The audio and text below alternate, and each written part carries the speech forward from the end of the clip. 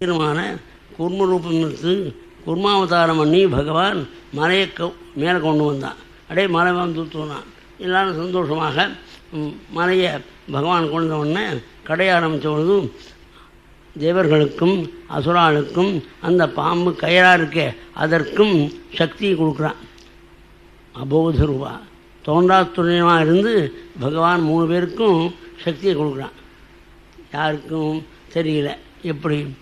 நல்ல பையனாக பிறந்து நல்ல அப்பா அம்மாவுக்கு பிறந்து நல்ல பள்ளிக்கூடத்தில் படித்து அது ஸ்ட்ரைக்கு முதலிய தொந்தரவு இல்லாமல் இருந்து அந்த காலேஜில் சேர்ந்து காலேஜை ஒழுங்காக படித்து காலேஜை மூடாமல் உந்த காலத்தில் பரீட்சை நடந்து ஏதோ காரணத்தினால பரீட்சையிலேயும் சொல்லாமல் பரீட்சை நடந்து பரீட்சையில் பாஸ் பண்ணி அதுக்கப்புறம் ஃபோமில் ஒரு உத்தியோகம் கொடுக்குறோம். ஃபோமாக இருக்கணும். ஃபோமுன்னு சொல்லுவாள். அதுக்கு ஸ்திரமாக இருக்கிறதுன்னு நல்ல அர்த்தம். அது ஸ்திரமாக இருக்கக்கூடிய ஃபோமானது சிரமஞ்சம் உடண்டு போடுவான் தன்னுடைய கஷ்டம் இருக்காமல். அது இருந்தால் அதில் உத்தியோகம் பண்ணி அவனுடைய மனசுக்கு தகுந்தபடி விவாகம் பண்ணி வச்சு அப்பா அம்மா அதுக்கு பிறகு அந்த பையன்கள் பொண்ணுங்களும் பிறந்தால் அவளும் என்ன படித்து நல்ல மாப்பிள்ளை நல்ல எல்லாம் வந்து நாட்டு பொண்ணாக வந்தால் இவருடைய சட்டம் வந்து சதாபிஷேகத்தில் அன்னைக்கு குரூப் ஃபோட்டோ நம்ம எல்லாரும் நம்ம பேரம்பேத்திகளோட எல்லோரும் பேரம்பேத்தியோடு எடுத்துக்கணும், குரூப் ஃபோட்டோ எடுத்துக்கணும் அப்படின்னு உட்கார்வார் கழுவார். ஏதாவது ஒன்றும் சரியாக இல்லை இருந்தால் சட்டத்தை கொடுத்து வேண்டாம் கற்பகத்துக்கு ஒரு அர்ச்சனை பண்ணுறா அட்டம் அப்படிமா எனக்கு உற்சாகம் இல்லையே. இப்படி சர்வம் சரியாக இருக்கணும் நினச்சி பார்க்கணும். சட்டியை நிவர்த்தி பண்ணி கூட திருத்தி இருக்காது மாறுறாரு. ஒவ்வொரு கோணத்தையும் பெருமான் தான் ரட்சியாங்கிறது நாம் தெரிஞ்சுக்கலாம். அபோத ரூபாக தோன்றா துணைவாக இருந்து பகவான். இப்போ இவ்வளோ பண்ணியும் இந்த வாய்ப்பக்கத்தில் இருக்கக்கூடிய அசுராளுக்கு இந்த விஷஜ்வாலை கக்கிறது ரொம்ப சிரமப்படுறது. ஆனால் அதை சமாளிக்கிறாவா இந்த தேவதைகள் சாதுக்கள். அது கொஞ்சம் அந்த காற்று வேகத்தில் அந்த வேகம் வரும்போது கஷ்டப்படுறாவா. அவள் கஷ்டப்படுறதுனால பகவத் தசா கணா பகவான் கையில் இருக்கக்கூடிய மேகங்கள்லாம் மெதுவாக அந்த தொற்காரும் அக்கிற அந்த உத்தமமான மேகங்கள்லாம் மெதுவாக வழித்து கலப்பி நெருங்கி பண்ணணும்.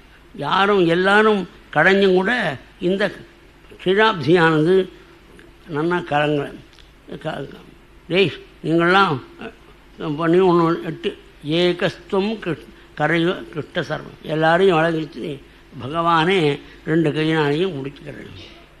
மேகஸ்யாம கனகவருதி கர்ணமித்யோத வித்யுன் மூர்த்தி பிராஜத் விருத்தகஜா சக்தரோ ரக்தநேத்ராः ஜைத்ரீர்துர்பிः ஜகதபயதைः நதுசூகம் गृहीत्वा மத்ஸ்னா பிரதிகிருவ அசோபத அசோ திருதாத்ரிகே குடுங்குந்தங்கள் தெளிக்க வேர்வைத்தோர்கள் முகார்வந்தற்றப்படிய குண்டலங்கள் ஆட மாலைகள் தெளிக்க பரமாத்மா 2 கையினால் முடித்து கடையிற பொழுது முதல்ல வந்தது காலாகால விஷயமா.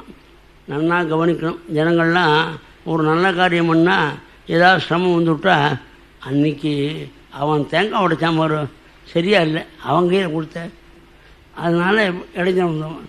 பரமாத்மா இருந்து ஏற்பாடு பண்ணது பரமாத்மா கூட இருந்து உழைச்சது அப்பேற்பட்ட காரியத்தில் முதல்ல வந்தது காலாகால விஷயம். இவ்வளோ பாடுபட்டு இந்த திருப்பாட்டுக்கடலை கடைஞ்சா திருப்பாற்கடலில் விஷம் இருக்குங்கிறது யாருக்கு தெரியும்? பால் தான் நினச்சிட்டுருக்கா. அந்த விஷத்தை எடுக்கிறதுக்கு இவ்வளோ பழத்தம் ஒன்றிருக்கு. அண்ணா கவனிக்கும். நம்ம கிரகத்தில் ஏதாவது ஒரு நல்ல காரியத்தில் இடைஞ்சல் வந்துவிட்டால் இதை பண்ண இது ஆகாது நம்ம உலகத்துக்கு ஆகாது அப்படின்னு சொல்லிட்டு இது ஒரு குணப்படுவோம். அதுதான் அஞ்ஞானிகள். அதனால் பரமாத்மாவனுடைய சம்பந்தம் பக்கத்தில் இருந்து கடையினா அவங்கள இருந்தபோது முதல்ல நம்ம மாத்திரம் இவ்வளோ நல்ல காரியம் பண்ணிட்டு கஷ்டம் வர்றபோது என்ன நினைக்கணும்?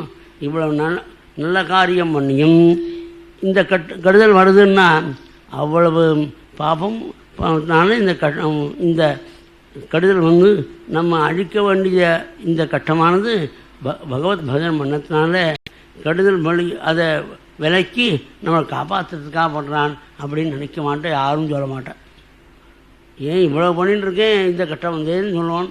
அன்றைக்கி பரமாத்மாவனால் விலகிறதுக்காக வந்திருக்குன்னு சொல்ல மாட்டேன். 199 கிடையாது பார்த்து. அதாவது இவ்வளவு கட்டப்பட்டு தானே அந்த நஞ்சை எடுத்து கொண்டு உடனே பரமேஸ்வரன் எல்லாரும் சோத்திரம் பண்ணான். பரமேஸ்வரன் 6ஆம் வருஷத்தை சாப்பிட்றதுக்கு பத்னியான பார்வதி தேவியை சாப்பிடாம சாப்பிடாங்கன்னு சொன்னான் அப்படின்னு.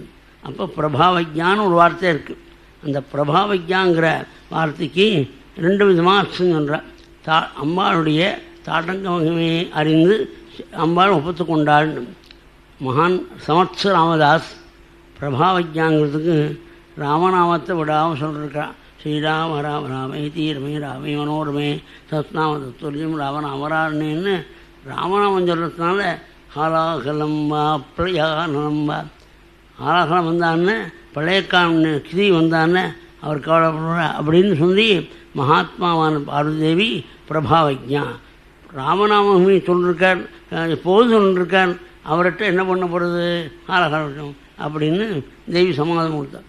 அந்த ஆலபட்சத்தை கங்காதிதா நபவதா ஹரபாவனீதி நாஸ்வாதிதோ முதரைத்தபி காலகூட்டா. அப்படி தீக்ஷாள் சொல்கிறா, நீ கங்கையை தரிச்சிருந்தது கங்காதரன் சொல்கிறது பாபம் போகிறதுக்கா இல்லை. ராமாயணத்தில் நான் சத்தியமாக்கு சொன்ன சத்தியம் நான் காதிஸ்தர் பவிச்சது ஒரு பொய் சொல் கிடையாது ராமாயணத்தில்னு சொல்லியிருக்கா. வைஷ்ணவானா அதை ஒத்துப்பா. அதை சொல்லணும். அந்த ராமாயணத்தில் நானியம் விஸ்வாம சொன்னா பரமேஸ்வரனை தவிர அந்த பூமியை அந்த கங்கையை தாங்கிறதுக்கு சக்தி யாருக்கும் கிடையாதுன்னு சொல்கிறார். நானியம் விஸ்வாம சொல்கிறேன். அப்போ பூமியினுடைய கங்கையின் வீழ்ச்சியை பூமி தாங்காது, அந்த கங்கையை தாங்கி விடுறதுக்கு சக்தி பரமேஸ்வரனுக்கு தான் இருக்குன்னு சொல்லியிருக்கு. சத்திய சொல்லான வால்மீகி வாக்கில் சொல்லியிருக்க. ஆனால் அதுக்காக தாங்கலை, கங்கையை தாங்காட்டா இன்றைக்கி பூமியை அடிச்சுன்னு போடுவது. அதுக்காக கங்காதேவி பரமாத்மா பரமேஸ்வரன் முடிவு தாங்கியிருக்க இல்லை. அது கூட சில புஸ்தகங்களில் பரமேஸ்வரன் ஏதோ அனாச்சாரம் இருந்தது, அந்த அனாச்சாரம் நீங்கிறதுக்காக ஸ்ரீவாதம் தீப்சம் தந்தொருள் நான் அப்படின்னு வைஷ்ணவாட்சியர் பேர் இந்த கங்கையை சேர்ந்து பரமேஸ்வரனுடைய தோஷம் விலகிறதுக்காக பண்ணினார்னு சொல்லுவாள். ஸ்ரீபாத தீட்சம் தந்தருள் நான், ஸ்ரீபாத தீட்சம் தந்தோன்னா அதுக்காக போட்டியாக சொல்லுவான். அதே நிலை இந்த இதை ஒத்துக்க முடியாது யாரும். நாஸ்வாதித்தோ முதரைத்தபி காலக்கூட்டா, காலக்கூட்ட விஷயத்தை சாப்பிட்டது திரட்டுப்பால் நினச்சி சாப்பிட்டியா அப்படின்னு. நான் ஆஸ்வாதித்தோ முதரைத்தபி கால சம்ரக்ஷணாய ஜகதா கருணாதிரேகாத் கர்மத்வயம் ரச்சிதமேதத் அனன்யசாத்தியம். இந்த 2 காரியம் மற்ற யாராலையும் பண்ண முடியாது, நீ லோகத்தை காப்பாற்றுறதுக்காக பண்ணேன், கருணை எல்லாத்திலிருந்து பண்ணேன் அப்படின்னு அப்போ இந்த சொல்கிறேங்க. இந்த ஸ்லோகங்களாம் சேர்த்து ஒரு 5-6 ஸ்லோகத்தை சேர்த்து போட்டு பரிவா சொல்லி அதை ஒருத்தர் ஃப்ரெண்டு பண்ணி பிரதோஷத்துக்கு வரபொழுது சொல்லுங்கன்னு சொன்னான். ஆனால் அதை ஏன் பொதுவாக போடலைன்னா அது ரொம்பலாம் போகக்கூடாது, கான்ட்ரவர்சி செய்யக்கூடாதுங்கிறதுக்காக சத்தேவளவால் கொடுக்கும் அப்படின்னு சொல்லிட்டோம். அது மாதிரி இருக்குது. யஜ்ஞத்துக்கு ராஜா பரமேஸ்வரன், யஜ்ஞஸ்வரூபியாக நாராயணன் இருக்கான். அதெல்லாம் அப்போ இது பண்ண ஸ்லோகம். யஜ்ஞோவி விஷ்ணுங்கிற யஜ்ஞத்துக்கு ராஜாங்கிற பரமேஸ்வரன். அப்போ யார் பெரியவர்? ராஜா தானே. ஆபோ ராஜா துவரஸ்ய அப்படின்னு ஸ்லோகங்கள்லாம் போட்டிருக்கா. இதெல்லாம் கான்ட்ரவர்சி சண்டை வேணும், சில பேர் தாபப்படுவாள் எனத்துக்காக விட்டுறாங்க பெரியவா. அது 2-3 பிரதோஷத்துக்கு அதை கொடுத்துருந்தேன். அப்புறம் அதை பார்த்து நான் எனக்கு தெரிஞ்சேன். ஆலாகலம் பரமாத்மா சாப்பிட்ற பொழுது அதை மேலே கக்கி விட்டால் 33 தேவதைகள் 66 கூட சொல்லாட்படுவாள். உள்ளே விழுங்கி விட்டால் குட்சியில் இருக்கக்கூடிய 16 லோகங்களும் போயிடும். அந்த அச்சம் இஸ்த விஸ்வம் அப்படின்னு சொல்கிறேன்ல விஸ்வநாமன், அந்த 16 லோகமும் போயிடும் குட்சியில் இருக்கும். அக்கா உள்ளே விழுங்காமல் வெளியும் கக்காமல் மனசு கண்டத்தில் வச்சு உலகத்தை காப்பாற்றினான் இன்னும் சிவானந்தர்கள் சொல்கிறேன். அந்த துட்டன் நிலமனவன் தன் கைவரிசையை காட்டுறேன். இந்த ஹாலாகலங்கிறது துட்டமான விஷயம் இல்லையோ, அதான் கரியை தீர்த்து விட்டேங்கிறதான். எச்சக்கார கலே நீளம் திட்ட சாதோர் விபூஷணம். நான் கரியை தீர்த்து விட்டே மாறு அப்படின்னு சொல்கிறது தான் ஹாலாகலம். அது அழகாக இருக்குன்னு பகவானுடைய மேனி எப்படி இருக்குது, பொன்னார் மேனியனே அப்படின்னு அவர் பாடுவார் தேவாரத்தில். தங்கரைக்கான் இருக்கக்கூடிய பகவானுடைய ரூபத்தில் கழுத்தில் மட்டும் கொஞ்சம் கருப்பாக இருக்கிறது நீலரத்னம் போட்ட மாதிரி இருக்குதான் பகவானுக்காக. இதுக்கு குறவு பண்ணு தான் இருக்கிறது, அது நிறைவாக முடியும் மகான்களுக்கு. துஷ்டன் குறவு பண்ணணும்னு நினைக்கிறான், ஆனால் சாதுக்களுக்கு அது பெருமை கொடுக்குறது. அந்த கட்டத்தை அவர் பண்ணார் அப்படின்னு அது சொல்லணும். மகான் சாப்பிட்ற பொழுது கொஞ்சம் கீழே செஞ்சுதான், அதை தேள் நட்டு வாக்களி பாம்பெல்லாம் கிழிச்சு தான். அது உலகத்தை எவ்வளோ பாடுபடுத்துது அப்படின்னா கன்சீவ் பண்ணிக்கோ. ஆளாகலாம் எப்படி இருக்குன்னு நான் கன்சீவ் பண்ணிட்டு அவன் இருக்கட்டும், மேலே போவோம். பீத்தைக்கிறான் உஷாங்கேனா பகவான் பரமேஸ்வரன் ஆளாகல பட்சம் பண்ண பிறகு மீண்டும் கடைஞ்சாள். கடையிற பொழுது காமதேனுவை ரிஷிகள்லாம் கிரகித்துண்டாள். அதற்கு மேலே உச்சி வெள்ளை குதிரை வந்தது. வெள்ளை யானையான ஐராவதம் வந்தது. அதுக்கு மேலே கௌஸ்துபம் வந்தது. அதை பரமாத்மா கழுத்தில் போட்டுண்டாள். அதுக்கு மேலே உத்தரமான கல்பவருஷங்கள், அதுக்கு மேலே அப்சஸ்திரிகள் வந்தாள். அதற்கு பிறகு ததஸ்தாவிரபூத் சாட்சாத் ஸ்ரீரபா பகவத்பரா ரஞ்சயந்தி சக்காந்தியா வித்யுத் சௌதாமனீயசா. மின்னல் குடிமோடி பிரகாசிக்கக்கூடிய தாயார் 3 வயசு இருக்க முடியாத குழந்தையாக அபிர்பம் செய்தார். மகாலட்சுமி அவதரித்தோடனே இந்திரன் அழகான பீட்டத்தை கொஞ்சம் போட்டான். அதில் உட்கார்ந்துருக்க தேவி அமர்ந்திருக்க ரிஷிகள்லாம் காமதேனு பஞ்சகமயத்தை கொடுக்க, பாலை கொடுக்க அபிஷேகம் பண்ணுறாள். திக்கஜங்கள்லாம் ஆகாசங்காதீர்த்தத்தை கொண்டு வந்து கொடுக்க, திகிபாக்கி பூர்ணகலசீகி சுக்தவாக்கி என்றவன் நாம் அப்படின்னு அந்த ஸ்ரீசூக்தம் முதலிய சூக்தங்களை சொல்லி அம்மாளுக்கு அபிஷேகம். அலங்கார மண்டபத்துக்கு எழுந்துள்ளாள்.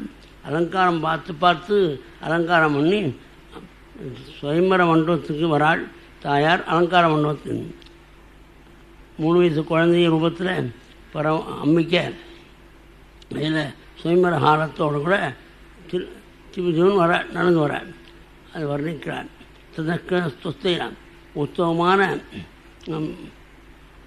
மங்களமான ஆராதனை ஏற்பட்ட பிறகு தேவி சுயம்பர ஹாரத்தோட சிரசில் சூடாமணியும் நெற்றியிலும் காதுகளில் மையும் குண்டலங்களும் கண்ணில் மையும் பருத்த கண்ணங்கள் ஒன்றாவது ஆசையை திவ்யாதர்மத்தோட சுந்தரமந்த ஆதத்தோட கண்டத்தில் வைராட்டியை திருமாலை பிரகாசிக்க மகாலட்சுமி தேவி இடுப்பில் சொர்ணகாஞ்சி பட்டாடையமான பிரகாசிக்க பாதங்கள் ரத்னோபுரம் பிரகாசிக்க கையில் சுயம்பர ஹாரத்தோடு சிவன் நடந்து வராள். தங்கக்குடி நந்தவராள். ஒவ்வொரு இடத்துல ஒவ்வொரு நல்ல குணம் இருக்குது. ஆனால் அவகுணம் இல்லாமல் இல்லை. அவகுணம் கொஞ்சம் கூட இல்லாமல் ஒரே நல்ல குணம் இல்லை. பரமாத்மாவுடைய கண்டத்தில் அம்பாள் சுயம்பர ஹாரத்தை சேர்த்தாள். பகவான் திருமானூர வரத இடத்துல இடம் கொடுத்தாள். தேவி அங்கே தஸ்யாஸ்ரீயாக தத்தகதோ ஜனகோ ஜனன்யாக பக்ஷோடிவாசம் அகரோத் பரமம் விபூதே ஸ்ரீ ஸ்வப்பிரஜாः சகருணேன ரீக்ஷணேன யத்தச்சிதா ஐதேயதா சாதிபதீன் திருலோகான். அம்பாள் திருமாவளை இடம்பெற்ற உடனே உத்தமமான கட்டாட்சத்தினால தேவதைகளை அனுகிரகித்தாள். தேவதைகள் ஸ்ரீஜாபிலோகிதா தேவாः சப்ரஜாவதயஸ்துராः ஷீலாதிகுணசம்பன்னாः ரேபிரே நிவர்த்தியும் பராம். ஜனங்கள்லாம் ஒன்று நினைக்கிறாள், அம்மாவுடைய கட்டாட்சத்தினால பணம் இருக்கும்னு நினைக்கிறாள். அது மட்டும் அம்மா 16 கலையில் ஒரு கலை பணங்கிறது. 15 கலைகளும் இருந்தால் தான் ஆச்சாரம், அந்த உயர்ந்த பண்பு இதெல்லாம் இருக்கும். ஸ்ரீராம் அந்த அம்மாவுடைய கட்டாட்சத்தினால சீல முதலிய குணங்கள் பெற தேவதைகள் மிகவும் சாந்தியாக இருந்தாள், ஆனந்தமாக இருந்தாள். அதாவது அம்மாவுடைய கடாட்சம் மகானான தேசிகன் ஸ்ரீஸ்துதியில் ஊரீ கிருத்தும் குசலமக்கிரம் ஜெயித்தும் ஆதியின் அராதீன்.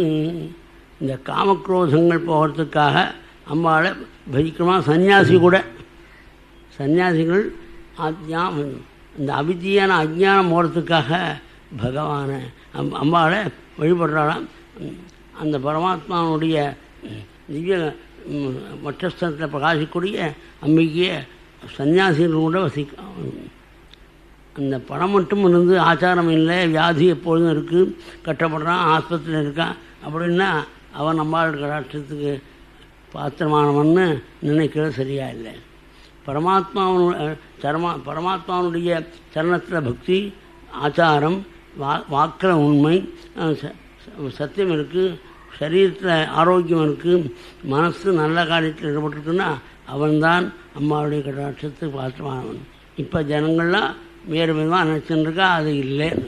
அம்மாவுடைய கடாட்ச பாத்திரம் அவள்னா நிறைய பணம் இருக்கா, அவள் அம்மாள் கட்டாட்சம் இருக்குதுன்னு பேசுவாள்.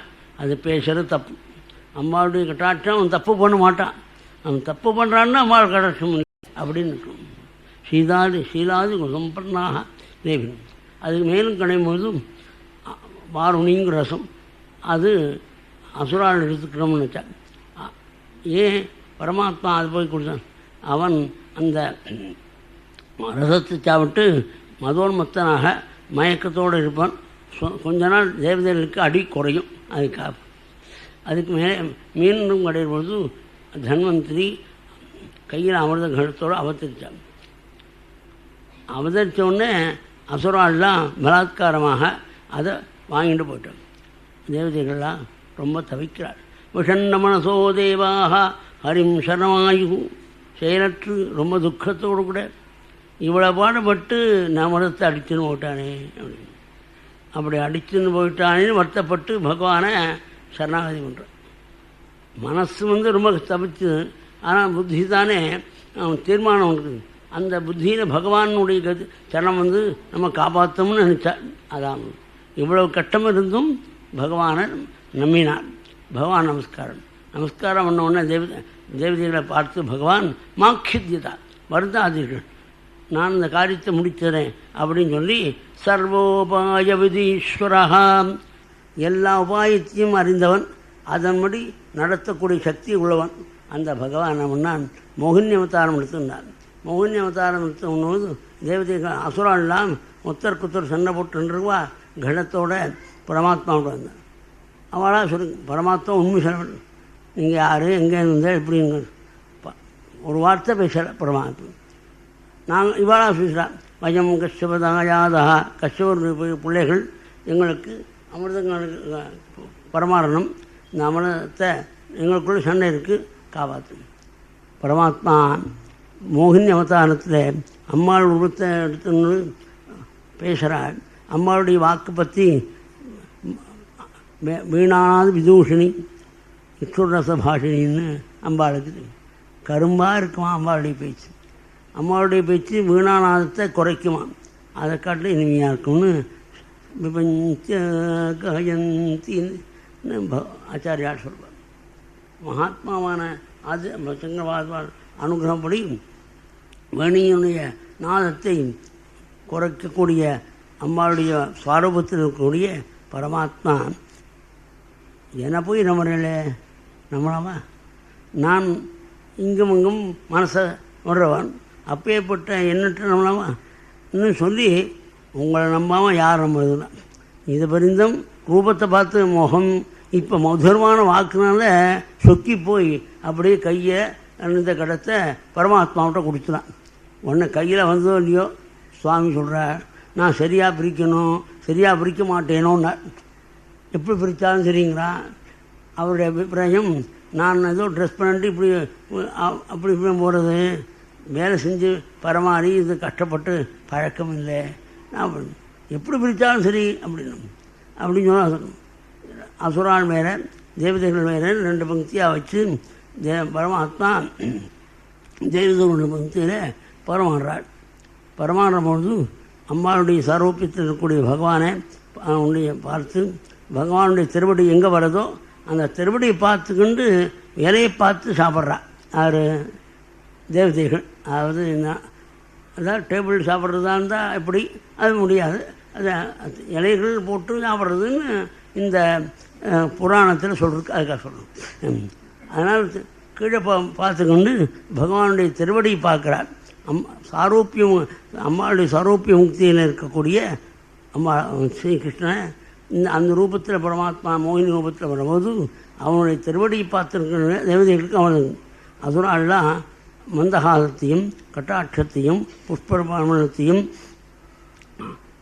ஆபரண சோபையும் பார்த்துக்கொண்டு ஏமாந்து போகிறான். என்ன அர்த்தம்?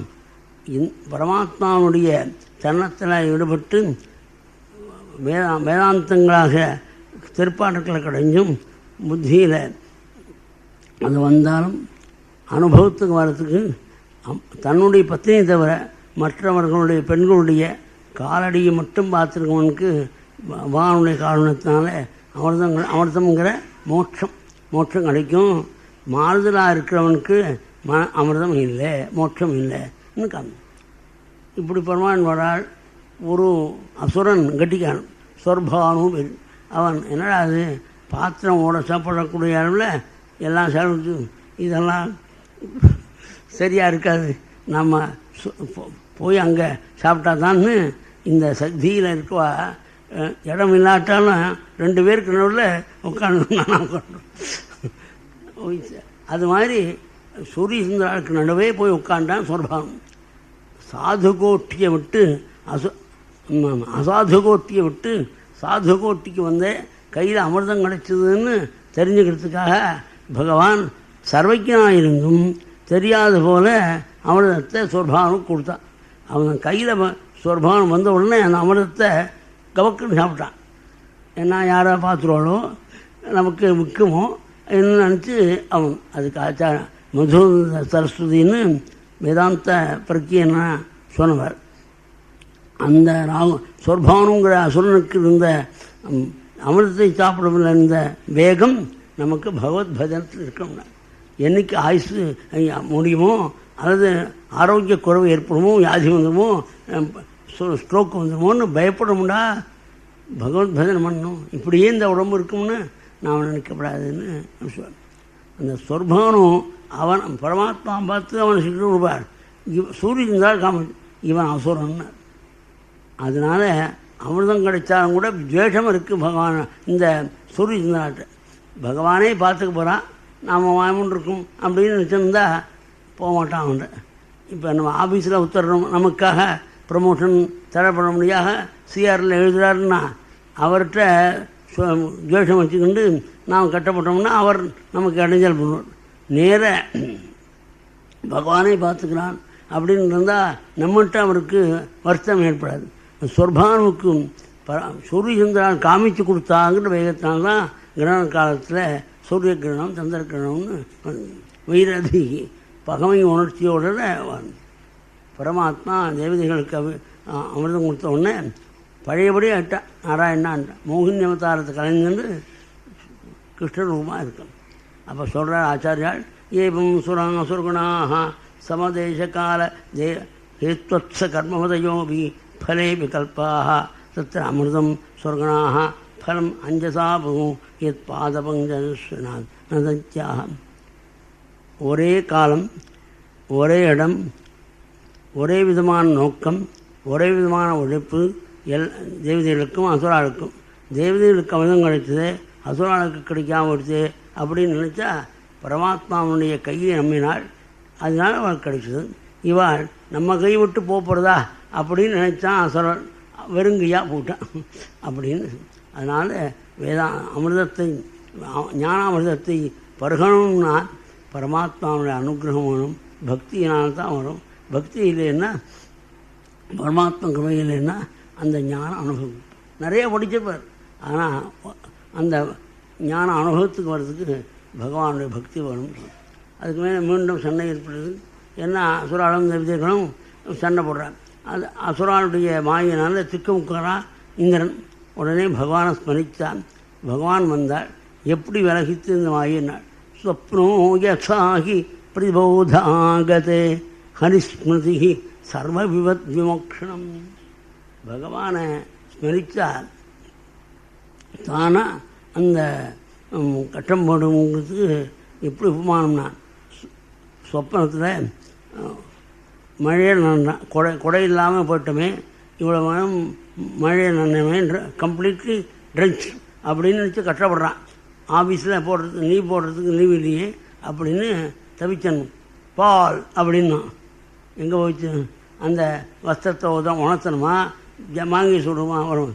எப்படி சொப்பனத்தில் காணப்பட்ட துக்கமானது விடுப்பு வந்த உடனேயே விடுமோ, அது மாதிரி பகவான் வந்து குதித்த உடனே அந்த மாயெல்லாம் வருது. பரமாத்மா காலநேமியும் மற்ற அசுரர்களையும் முன்ன மகாபலிய இந்திரன் அடித்து தள்ள நவுச்ச நிக்கிரமத்துக்கு முடியலை. அப்போ அசதி வாக்கு ஏற்பட்டது. உலர்ந்த வஸ்துவனாலேயோ ஈர வஸ்திரத்தினாலேயோ ஆபத்து வரப்படும். அவன் யோசித்தான் பகவான். அந்த அவனுக்கு தோணுது, இந்த நுரையானது ஈரத்தையும் சேரும், உபாயம் உபயாத்மகம், இது உலர்ந்தது சேரும்.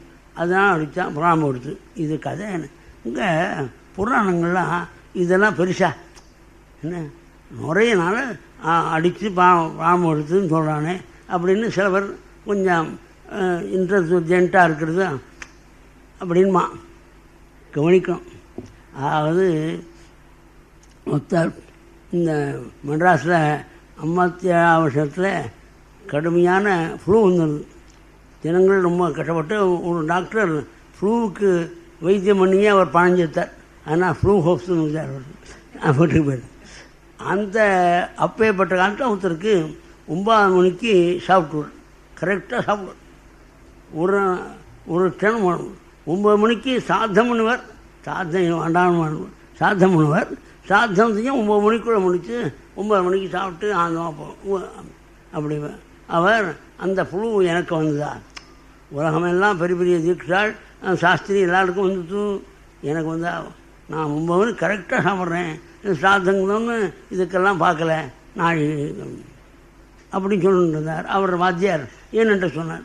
அது எனக்கும் புழு வந்து 57.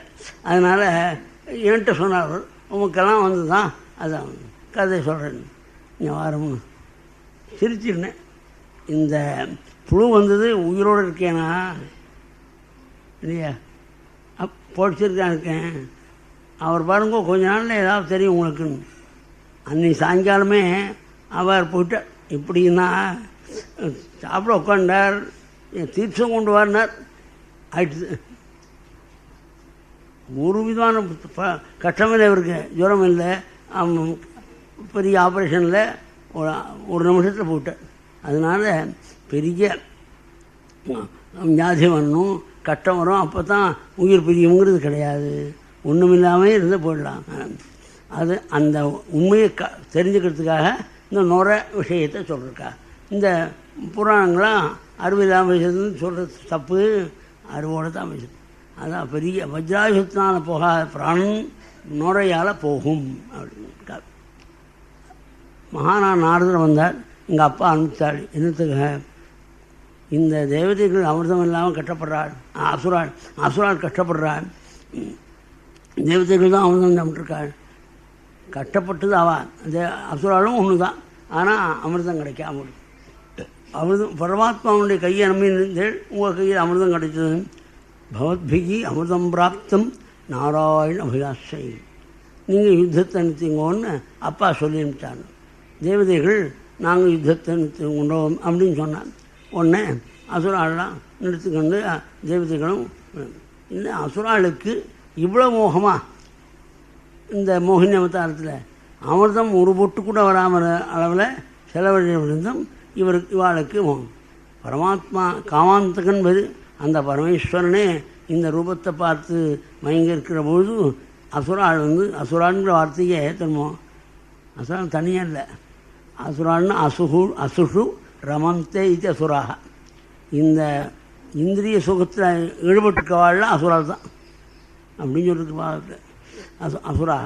அதனால் நாம் ஜாக்கிரதையாக இருக்கணும். பகவத்கீதை தன்னுடைய அசுரன் மோகித்ததில் ஆச்சரியமில்லை காமிக்க ஒரு உபாக்கியம்.